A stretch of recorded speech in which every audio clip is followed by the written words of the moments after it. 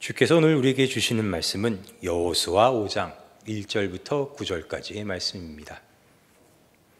여호수아 5장 1절부터 9절까지의 말씀, 구약성경 324페이지에 있습니다. 여호수아 5장 1절부터의 말씀을 제가 읽겠습니다.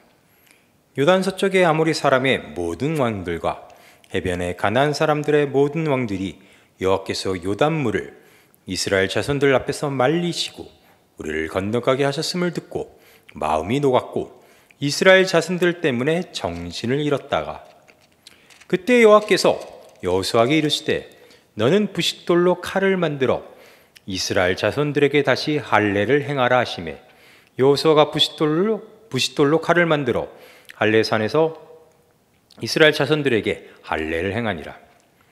여호수아가 할례를 시행한 까닭은 이것이니 애굽에서 나온 모든 백성 중 남자 곧 모든 군사는 애굽에서 나온 후 광야길에서 죽었는데 그 나온 백성은 다 할례를 받았으나 다만 애굽에서 나온 후 광야길에서 난 자는 할례를 받지 못하였음이라. 이스라엘 자손들이 여호와의 음성을 청종하지 아니하므로 여호와께서 그들에게 대하여 맹세하사 그들의 조상들에게 맹세하여 우리에게 주리라고 하신 땅 곧 젖과 꿀이 흐르는 땅을 그들이 보지 못하게 하리라 하시매 애굽에서 나온 족속 곧 군사들이 다 멸절하기까지 40년 동안을 광야에서 헤매었더니 그들의 대를 잇게 하신 이 자손에게 여호수아가 할례를 행하였으니 길에서는 그들에게 헬라를 행하지 못하였으므로 할례 없는 자가 되었음이었더라.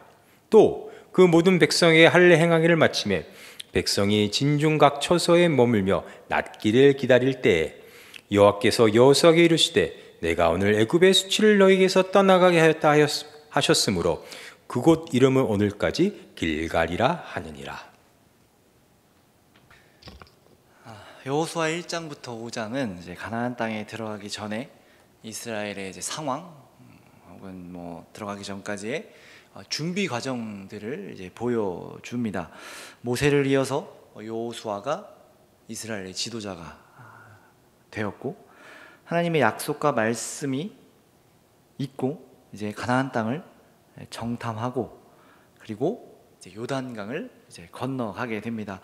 그 과정 가운데 우리가 지난번 살펴보았던 것은 하나님께서 홍해 사건과 출애굽을 경험하지 못한 이 이스라엘의 다음 세대로 하여금 하나님을 알게 하시고 하나님을 경험하게 하시고 그 구원의 하나님을 이제 고백하게 하시면서 하나님께서 이스라엘과 함께 하셔서 먼저 이제 그 땅으로 가셔서 그 땅을 정복하시고 함께 해주시고 싸우실 것임을 보여주시는 사건이 이제 요단강을 건너는 사건으로 하여금 이제 보여졌죠.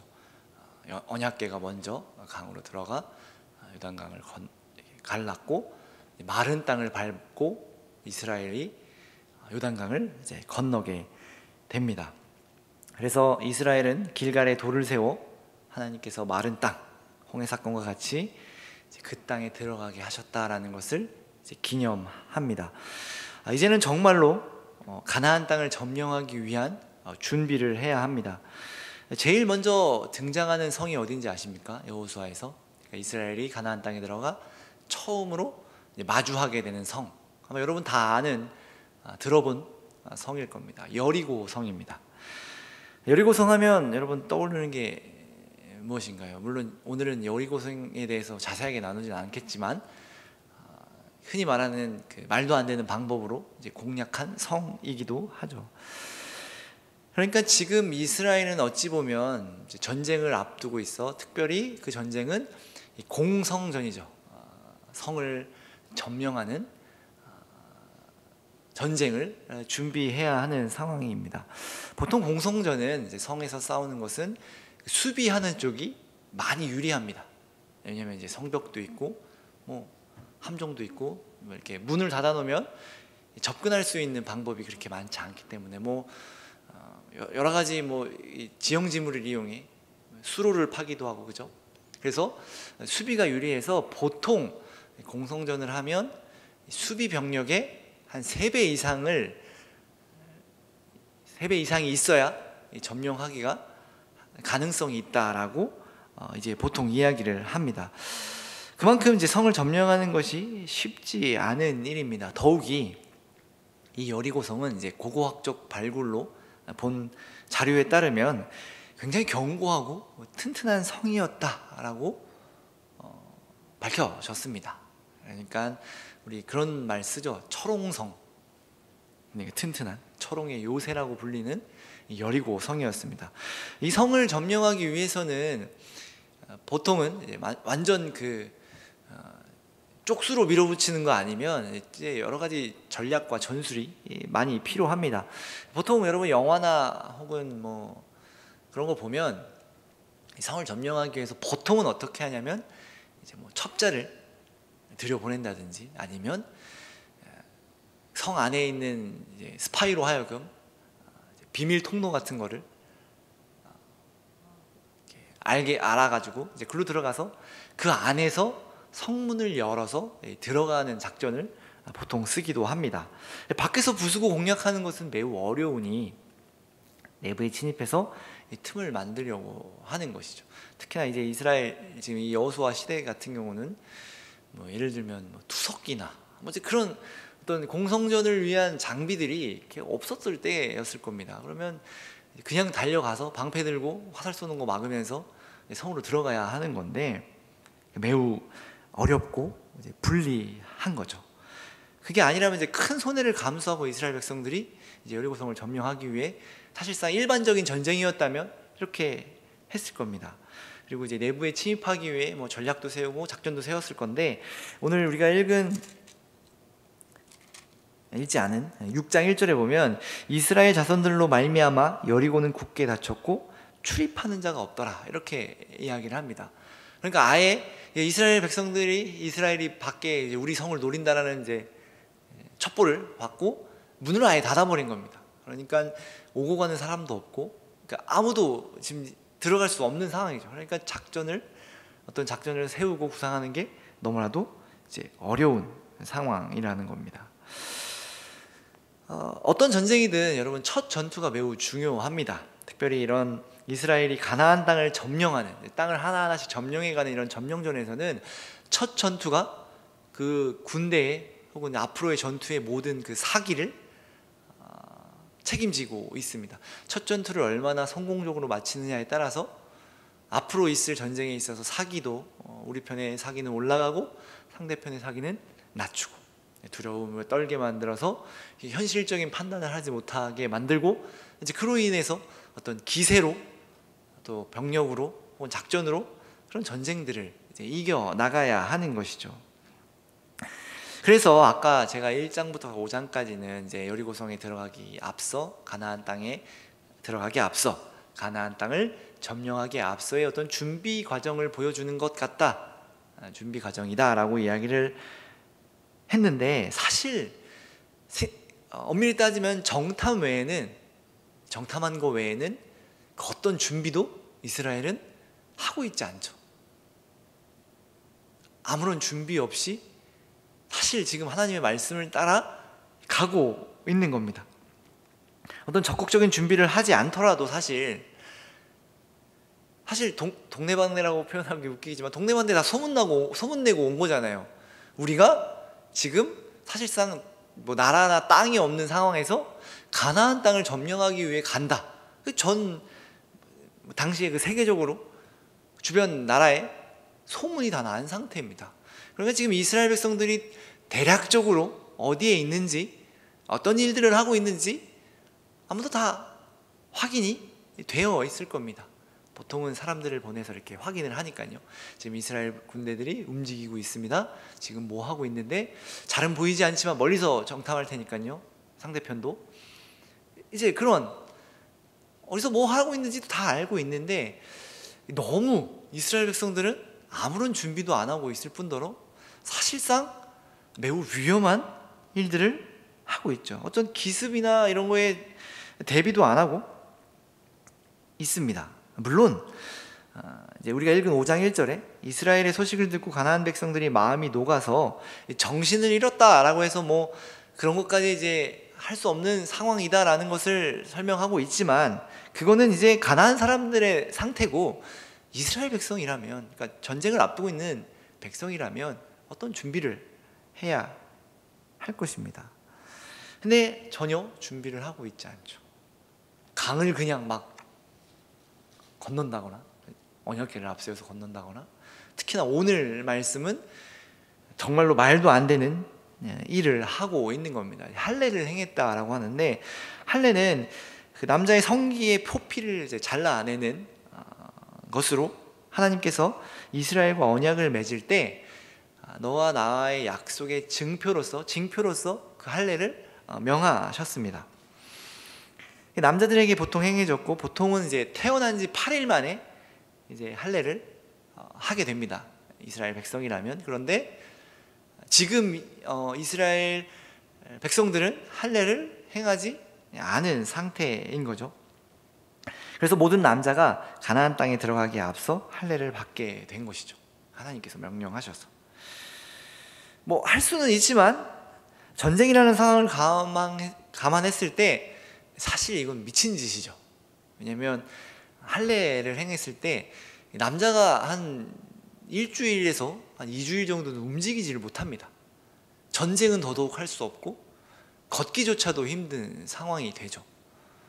그런데 사실상 요단강을 건너서 그 가나안 땅에 들어가 그 적군의 한복판, 그죠? 적군의 땅의 한복판에서 할례를 행한다는 것은 말이 안 되는 일입니다. 누가 이렇게 지켜보고 있다가 뭐 하루 이틀 숨길 수는 있겠으나 이게 남자들이 돌아다니지를 않는다, 남자들의 움직임이 없다, 뭐 이제 이런 보고나 애들이 이상하다라는 보고를 들으면 사실 적들이 병력을 이끌고 나와서 친다면 거의 전멸이죠. 그러니까 이런 비슷한 이야기가 창세기에 나오는데, 이 야곱의 아들들이 이제 다른 부족에게 할례를 거짓으로, 이제 너네가 할례를 하면 우리와 결혼을 내가 하게 주겠다라고 속이고 할례를 행하게 한 후에 이제 가서 전멸시키는 장면도 나오거든요. 그러니까 지금 매우 말이 안 되는 이야기를 하는 거죠. 그럼에도 하나님께서는 이를 행하라고 말합니다. 그 이유는 여기 오늘 우리가 읽은 말씀에 보면 애굽에서 나온 백성들은 다 할례를 받았지만 이제 광야 길에서 난 자, 이제 이스라엘 백성들이 애굽에서 나와서 이제 광야 생활을 했잖아요. 그때 난 자들은 할례를 받지 이제 못했기 때문이라고 오늘 말씀에서 이야기를 하고 있죠. 그만큼 생각해 보면 그 모든 상황을 감안하더라도 할례를 받아야만 하는 상황이었겠죠. 그러니까 하나님께서 할례를 명하셨던 겁니다. 중요한 것이라는 점을 짐작하게 되죠. 전쟁을 앞두고 있지만 매우 위험한 상황일 수도 있지만 해야 하는 것입니다. 다음 이어지는 말씀을 보면 이스라엘 백성들이 할례를 받지 못했던 이유를 설명하는데 길게 설명하고 있죠. 광야길에서는 할 수 없었으니 가나안 땅에 들어가기에 앞서서 이를 행했던 것이죠. 그러니까 바꿔 말하면 무슨 말이냐면 광야에서 그렇게 돌아다니는 시기가 아니었으면 진작에 받았어야 하는 거라고 말하는 거예요.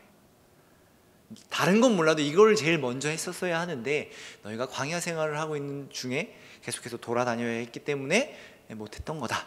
이제 이렇게 이야기를 하시는 거죠. 왜 할례가 중요하냐면 할례는 그 출애굽기에서 이스라엘 백성과 하나님이 언약을 맺을 때 나는 너희의 하나님이 되고 너희는 내 백성이 되리라 라는 하나님과 이스라엘의 약속의 증표였기 때문에 하나님의 백성이라면 당연히 할례를 행해야 했던 거죠.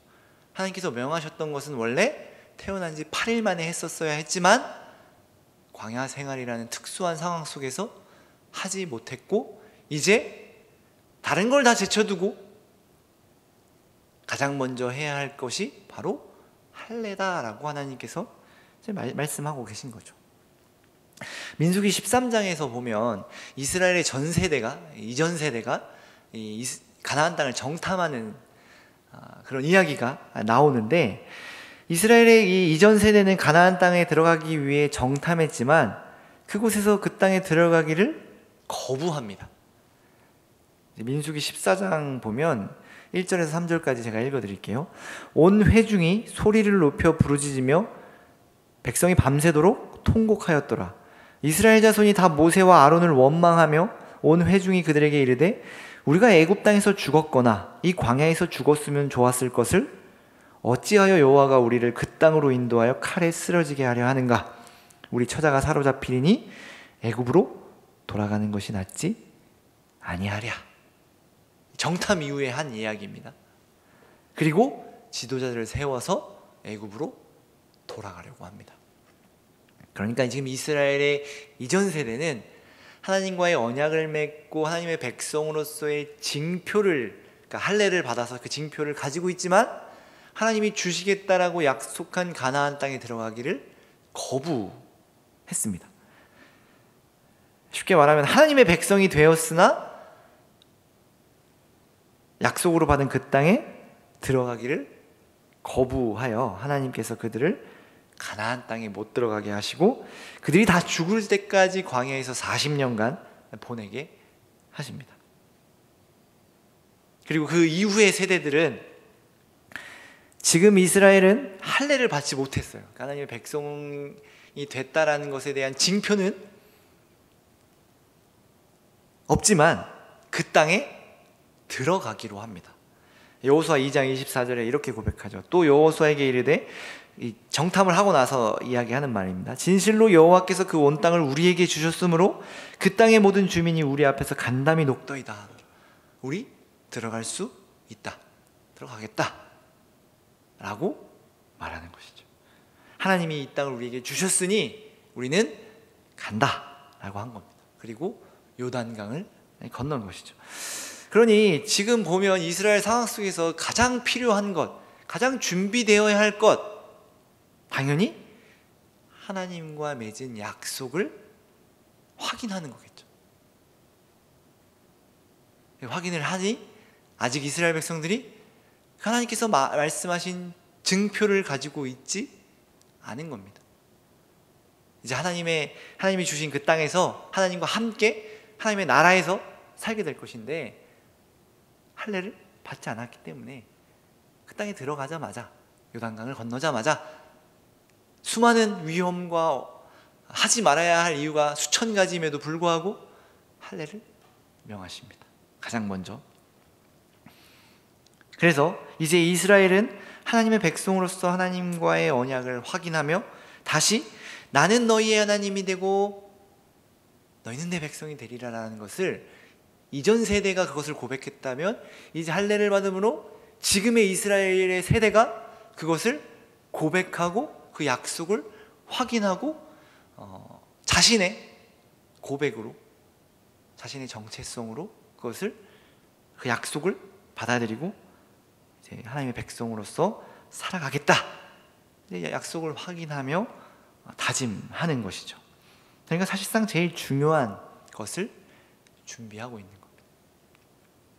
우리 예상과는 다르지만 우리 신앙생활에 있어서 우리가 준비해야 할 것은 바로 하나님의 백성으로서의 그 약속, 언약, 증표를 확인하는 겁니다.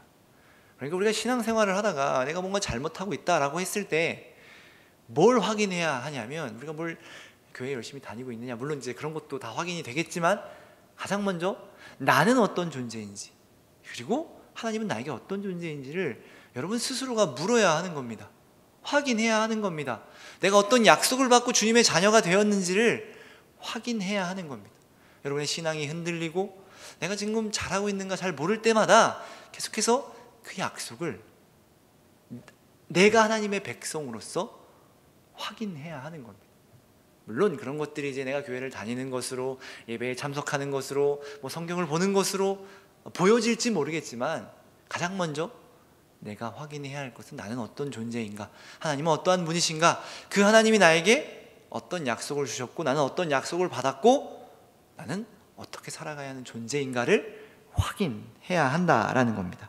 사실 그것이 우리에게 있어서 어떤 증표, 우린 증표 받은 게 없는데 라고 하지만 우리에게 있어서 바로 예수인 것이죠. 전쟁을 준비하고 전략을 세우는 것보다 중요한 것은 하나님의 백성으로서 그 약속의 중심에 있는 것. 이제 내가 하나님의 언약 앞에 나의 하나님, 나는 하나님의 백성이라는 고백이 중요한 것입니다. 쉽게 말해 하나님의 나라에 들어가기 위해 하나님 내 나라의 시민권을 받는 것이죠. 그렇게 이스라엘은 하나님의 나라의 그 땅에 들어갈 준비를 하게 된 것입니다. 여기서 더 한 가지, 이렇게 이야기가 끝나는 것이 아니라 9절에 보면 이제 이런 말씀이 나옵니다. 여호와께서 여호수아에게 이르시되 내가 오늘 애굽의 수치를 너희에게서 떠나가게 하였다 하셨으므로 그것의 이름을 오늘까지 길갈이라 하느니라. 가로 2번이 있는데 거기 굴러간다라는 표현이 있습니다. 떠나간 거죠. 절로 굴러 내려간 거죠. 수치를 굴러가게 하셨다, 수치를 떠나가게 하셨다라고 이야기를 합니다. 그러니까 할례를 통해서 애굽의 수치를 지우셨다라는 겁니다. 하나님과의 약속의 증표, 나의 하나님 그리고 나는 하나님의 백성이라는 그 고백 앞에서 애굽의 수치를 지우셨다 이렇게 얘기합니다. 그럼 여기서 말하는 애굽의 수치가 무엇일까? 한번 우리가 추론을 좀 해봐야 합니다. 출애굽기 32장 12절에 보면 제가 읽어드릴게요. 이런 고백이 나옵니다. 어찌하여 애굽 사람들이 이르기를 여호와가 자기의 백성을 산에서 죽이고 지면에서 진멸하라는 악한 의도로 인도해 내었다고 말하게 하시려 하나이까?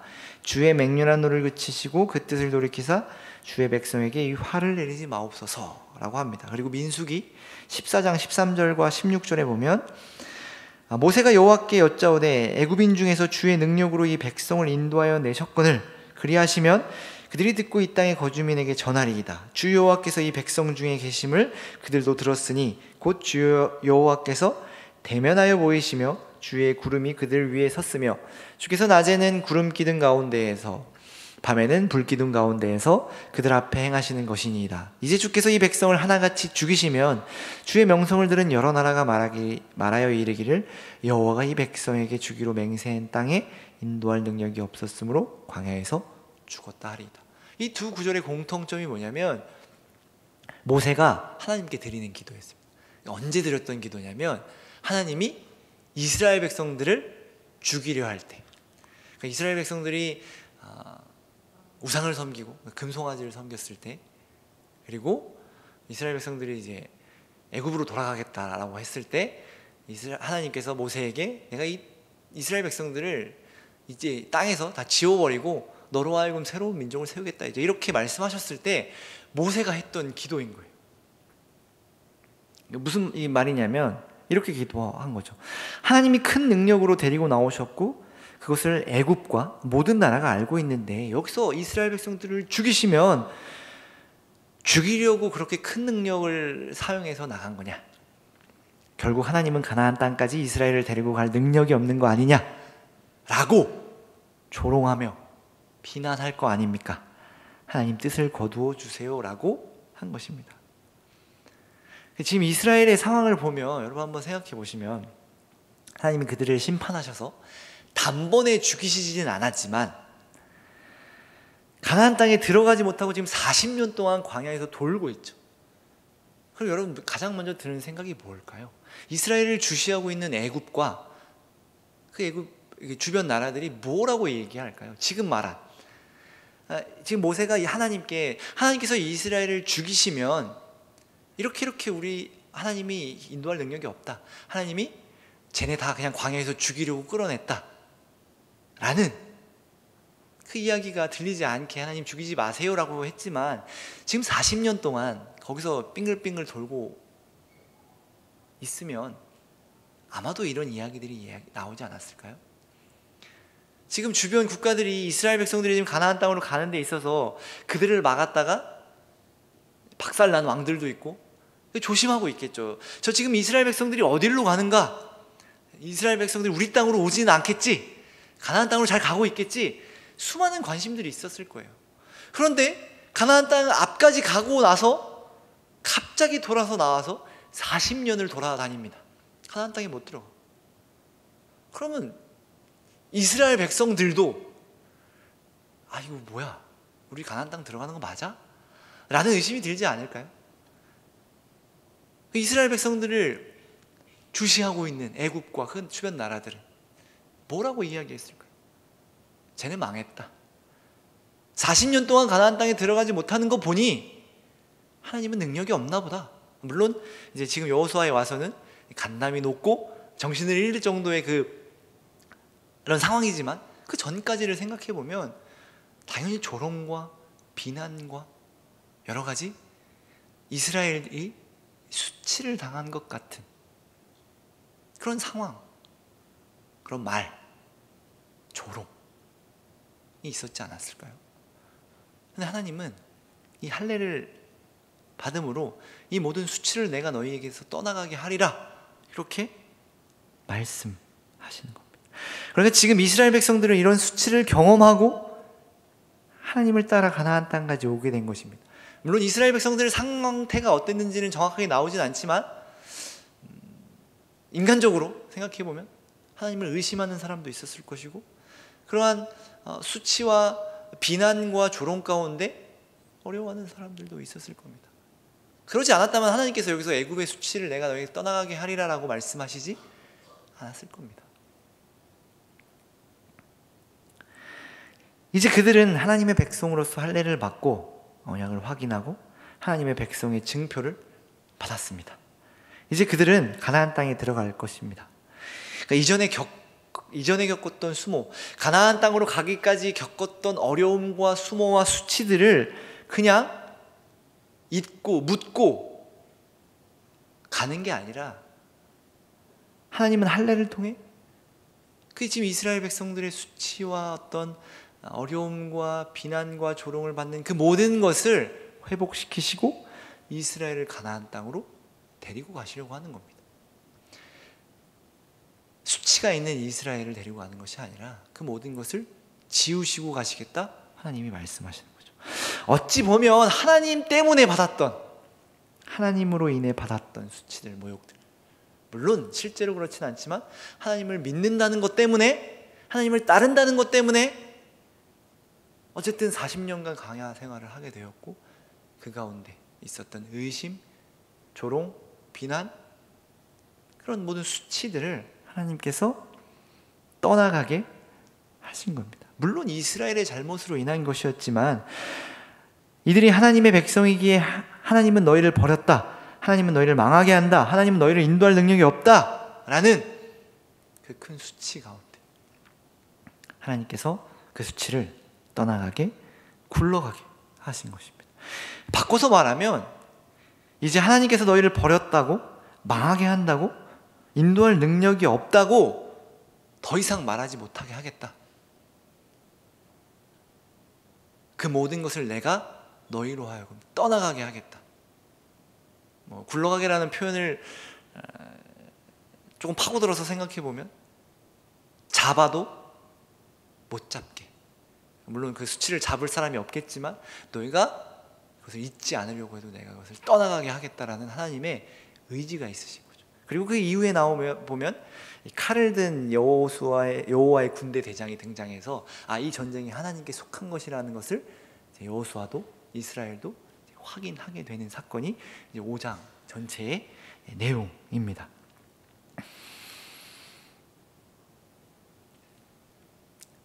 이제 하나님께서 그 의지를, 하나님의 마음을 할례를 통해, 그러니까 언약을 통해 자신의 백성에게 보여주신 것입니다. 하나님은 우리에게 하나님의 그 의지를, 그 마음을 하나님과의 약속을 통해, 그러니까 말씀을 통해 우리에게 보여주십니다. 우리를 포기하지 않겠다, 끝까지 함께하겠다, 너희의 상처와 아픔을 그냥 두지 않겠다 라고 말씀하십니다. 우리는 이를 예수를 통해 보게 되었고 알게 된 것입니다. 예수님을 믿는다라는 것은 이제 하나님께서 내 하나님이 되시고 나는 하나님의 백성, 하나님의 자녀가 되어서 이제 하나님의 그 의지 그리고 그 마음을 알고 그것을 누리는 존재가 되었다는 것을 믿는 것입니다. 예수님이라는 사람, 예수님이 행했던 것을 믿는 것만으로 끝나는 것이 아니라 예수를 믿는다는 것은 그 하나님이 나의 하나님이고 나는 그분의 백성이다. 그분은 그 백성을 포기하지 않으시고 끝까지 사랑하신다. 나의 수치와 어려움들을 그냥 지나가지 않으시고 그 모든 것을 떠나가게 하신다. 지워주신다.